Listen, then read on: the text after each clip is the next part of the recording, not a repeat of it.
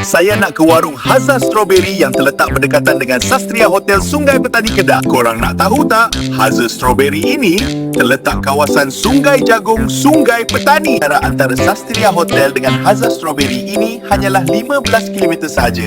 Ini satu-satunya yang menjual semua kudapan, minuman dan makanan berasaskan strawberry macam berada di Cameron Highland. Antara signature makanan di sini adalah nasi lemak strawberry.